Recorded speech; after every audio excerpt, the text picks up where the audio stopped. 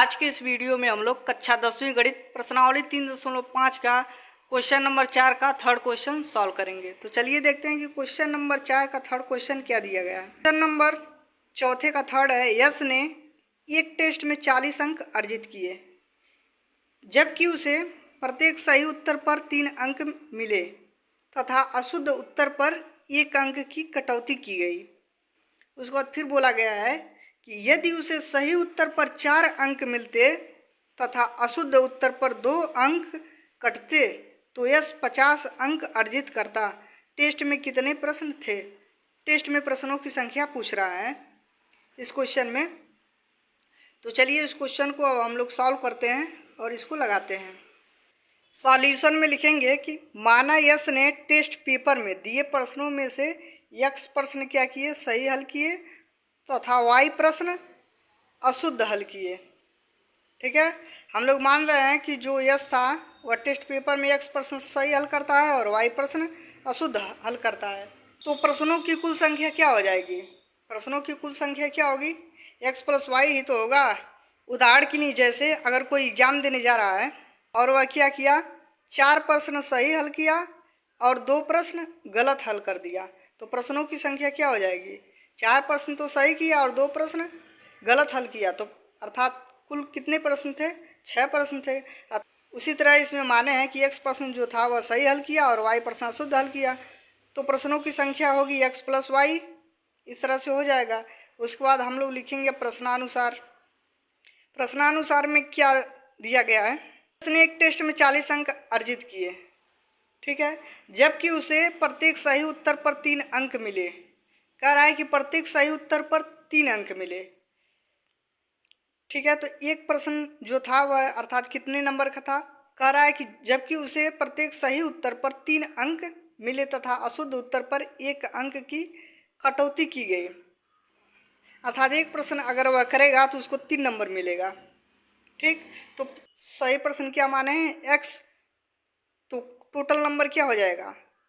सही प्रश्न का नंबर कितना होगा? 3x ही तो होगा। जैसे मान लीजिए कि 5 प्रश्न हम लोग सही किए, एक प्रश्न कितने का है? 3 नंबर का। ठीक, तो टोटल नंबर कितना होगा? सही का 15, तो वही लिखे हैं 3x हो जाएगा। उसके बाद क्वेश्चन में कहा है कि अशुद्ध उत्तर पर 1 अंक की कटौती की गई। यहाँ पे अशुद्ध हल जो कि ये प्रश्न उसको हम लोग माने हैं y, तो 1 अंक की कटौती की गई। तो y प्रश्न अशुद्ध था तो कितना होगा? y ही तो होगा। एक का y में 1 का करेंगे तो y अंक ही मिला, तो घटा देंगे इसमें से 3x माइनस वाई इक्वल 40। क्यों? कितना अंक मिला? जैसे अगर कोई, जैसे अभी बताए हैं कि 5 क्वेश्चन सही हल किया, ठीक है, एक क्वेश्चन 3 नंबर का था तो 15 नंबर हो गया, और उसके बाद माइनस मार्किंग भी था अगर, तो 2 क्वेश्चन क्या किया, वह गलत हल कर दिया और उस पर 1 नंबर का माइनस मार्किंग था, तो कितना होगा? 2 नंबर।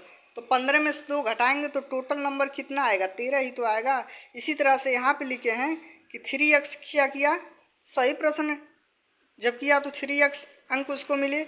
उसके बाद y नंबर क्या हो गई? कटौती हो गई। तो टोटल नंबर कितना कर रहा है कि यश ने एक टेस्ट में 40 अंक अर्जित किए, तो कितना आ जाएगा? 40, अर्थात 3x माइनस वाई इक्वल 40। इसको मान लेंगे हम लोग समीकरण फर्स्ट। उसके बाद फिर क्वेश्चन में देखेंगे क्या बोला है। फिर क्वेश्चन में कहा है कि यदि उसे सही उत्तर पर 4 अंक मिलते तथा अशुद्ध उत्तर पर 2 अंक कटते तो यश 50 अंक अर्जित करता।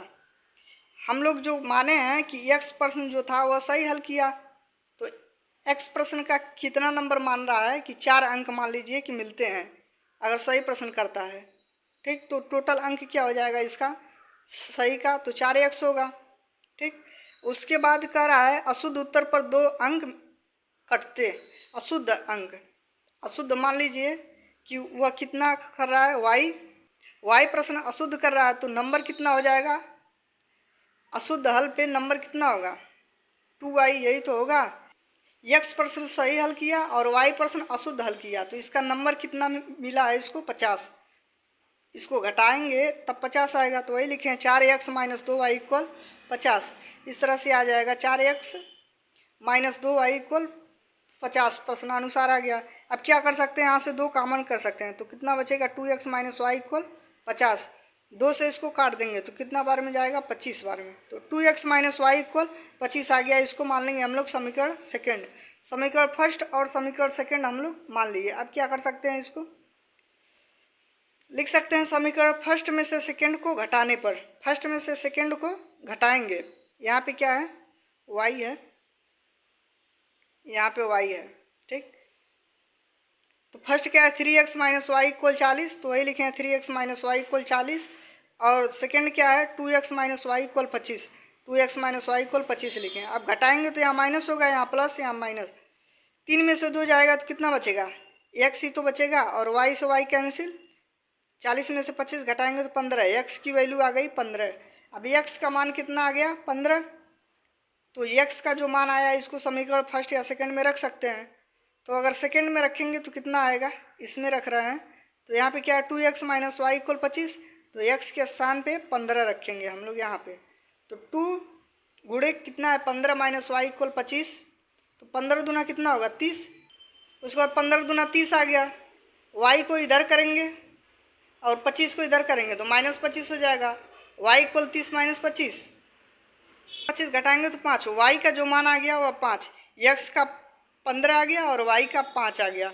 तो क्या हो जाएगा, x इक्वल हम लोग क्या माने थे, जो सही प्रश्न किया था वह प्रश्नों की संख्या क्या हो गई, 15, और जो अशुद्ध प्रश्न किया था वह कितना हो जाएगा, 5। सही प्रश्न जो किया था 15 और अशुद्ध प्रश्न जो किया था वह 5। तो टोटल प्रश्न क्या हो जाएंगे, 20 ही तो होगा। टोटल प्रश्न हो जाएगा 20। कुल मिलाकर 20 प्रश्न हल किए, यही पूछा था। तो टोटल प्रश्न x प्लस वाई लिखे थे, x की वैल्यू 15 और y का मान कितना है, 5। तो टोटल प्रश्न हो गया 20। अतः यश ने 15 प्रश्न सही तथा 5 प्रश्न अशुद्ध हल किए थे।